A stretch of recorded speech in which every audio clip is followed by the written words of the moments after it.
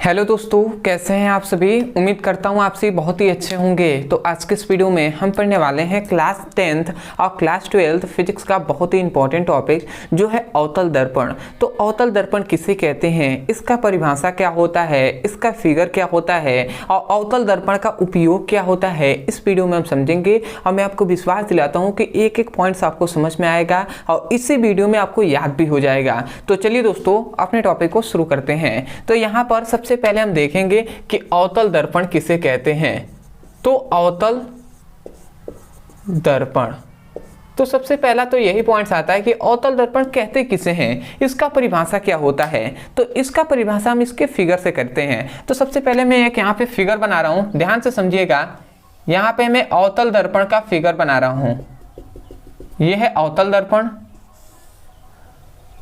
ये है इसका क्या है, ध्रुव P है, मुख्य फोकस F है और ये वक्रता केंद्र C है। ठीक है, तो यहाँ पे हमने क्या बनाया, ये एक अवतल दर्पण है। ठीक है, क्या है, एक अवतल दर्पण।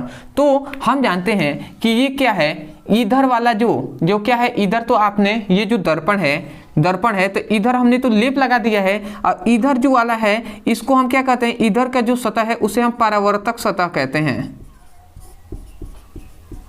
क्या कहते हैं, इधर वाले को हम परावर्तक सतह कहते हैं। परावर्तक सतह का मतलब कि जैसे ही प्रकाश किरणें इस पर जाती हैं, टकराएंगी, तो ये उसको परावर्तित कर देगा। जैसे कि कांच होता है, कांच पर यदि आप लाइट्स को बारते हैं, ठीक है, कोई भी प्रकाश किरणें जाती हैं तो उसको परावर्तित कर देता है। ठीक है, तो वही क्या है, ये परावर्तक सतह कहलाएगा। तो इसका परावर्तक सतह यदि आप ध्यान से देखें तो इसका परावर्तक सतह क्या है, अंदर की ओर धंसा हुआ है कि नहीं है, अंदर की ओर दबा हुआ है कि नहीं है, देख रहे हैं ना, अंदर की ओर दबा हुआ है। तो उस दर्पण को ही हम क्या कहेंगे, अवतल दर्पण कहेंगे। अंदर की ओर क्या हुआ है, धंसा हुआ है, या हम कह सकते हैं दबा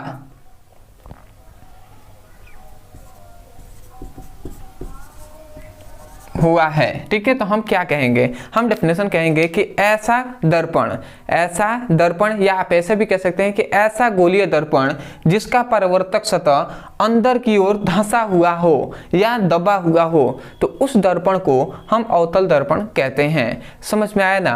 देखिए, डेफिनेशन को रटना नहीं है, उसको समझना है। हमने क्या कहा कि इसका जो परावर्तक सतह है वो अंदर की ओर धंसा हुआ है या दबा हुआ है। तो हम यही तो कह रहे हैं, गोलीय दर्पण के तो दो प्रकार होते हैं, अवतल और उत्तल। तो इसलिए हम कह रहे हैं कि ऐसा गोलीय दर्पण, क्योंकि उसी के ना प्रकार हैं, तो हम इसीलिए कह रहे हैं ऐसा गोलीय दर्पण जिसका परावर्तक सतह अंदर की ओर धंसा हुआ हो, तो उस दर्पण को ही हम क्या कहते हैं, अवतल दर्पण कहते हैं। तो आशा करते हैं आप समझ रहे होंगे। तो डेफिनेशन आप क्या लिखेंगे, यहां पे मैं लिख रहा हूं, आप क्या लिखेंगे, ऐसा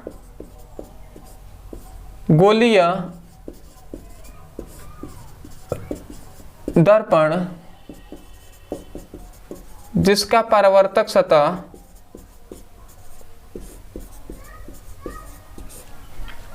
अंदर की ओर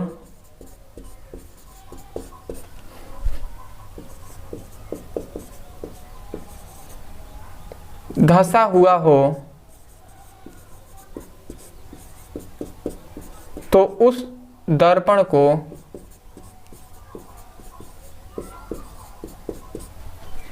अवतल दर्पण कहते हैं।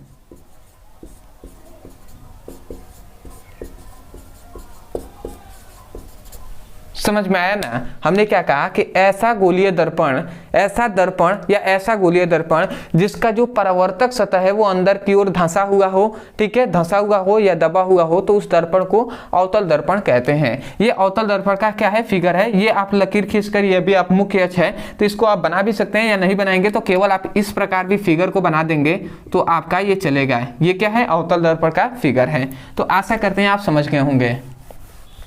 तो अब हम देख लेते हैं कि अवतल दर्पण का उपयोग। ठीक है, तो अवतल दर्पण का उपयोग जो होता है वो मोस्ट इंपॉर्टेंट होते हैं, तो इसको आपको समझना है। तो सबसे पहला जो अवतल दर्पण का उपयोग होता है वो याद रखेंगे कि जो क्या होते हैं, जो डॉक्टर होते हैं, डॉक्टर इसका उपयोग करते हैं। जो नाक के डॉक्टर होते हैं, जो कौन का जो क्या होता है, हमारी जो नाक है, कान की है, या आपके जो मुंह के डॉक्टर होते हैं, दांत के डॉक्टर होते हैं, ये सभी इनका उपयोग करते हैं। ये क्या करता है, प्रकाश किरणों को अभिसरित करता है, मतलब प्रकाश किरणों को एक जगह इकट्ठा करता है। तो हम क्या लिखेंगे कि क्या लिखेंगे, दांत, नाक, कान वाले डॉक्टर अवतल दर्पण का उपयोग करते हैं।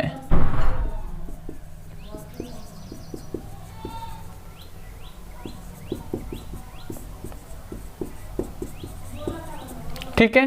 दूसरा आपको याद रखना है कि अवतल दर्पण का उपयोग दाढ़ी बनाने में किया जाता है।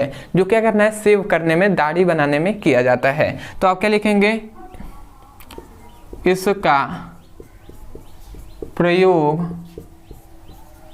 दाढ़ी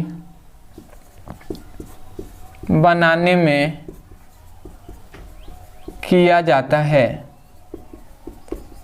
ठीक है। अब आते हैं तीसरा, इसका जो उपयोग होता है वो सोलर कुकर में भी किया जाता है। ठीक है। तो इसका उपयोग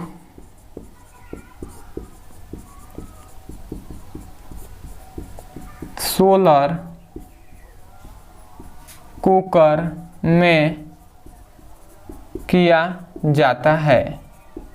ठीक है। और जो दूरदर्शी होता है, परावर्तक दूरदर्शी है, उसमें भी इसका उपयोग किया जाता है। मतलब परावर्तक दूरदर्शी मतलब दूरबीन जो होता है। ठीक है। तो हम क्या लिखेंगे, इसका उपयोग परावर्तक दूरदर्शी में किया जाता है। इसका उपयोग परावर्तक दूरदर्शी में किया जाता है। ठीक है। तो आशा करते हैं कि आपको जो क्या है इसका परिभाषा है और जिसका उपयोग है ये आपको समझ में आया होगा। तो सबसे पहले तो मैं यही कहूँगा कि यदि बहुत से ऐसे स्टूडेंट हैं जो चाहते हैं क्लास 10th का फिजिक्स और केमिस्ट्री का चैप्टर वाइज सीक्वेंस में एक एक करके वीडियो मिले और वहाँ से मैं अपने पूरे सिलेबस को अच्छे से पढ़ सकूँ, पहले तो बेसिक टू हाई पढ़ लूँ, उसके बाद तैयारी कराया जाए, सब कुछ अच्छे से हमें मिले और जिससे मैं अच्छे से अच्छे एग्जाम में अपने मार्क्स स्कोर कर पाऊँ। तो यदि आप भी क्लास 10th का फिजिक्स और केमिस्ट्री का एक एक करके वीडियो को पढ़ना चाहते हैं या क्लास 12th का, तो आपको नीचे दिए गए नंबर पे आप व्हाट्सएप करके मैसेज द्वारा लिंक प्राप्त कर सकते हैं। या तो आप हमारे मेन चैनल है जो ब्रदर सर, उस पर जाइए, वहाँ पर प्लेलिस्ट बना दिया गया है क्लास 10th का भी और क्लास 12th का।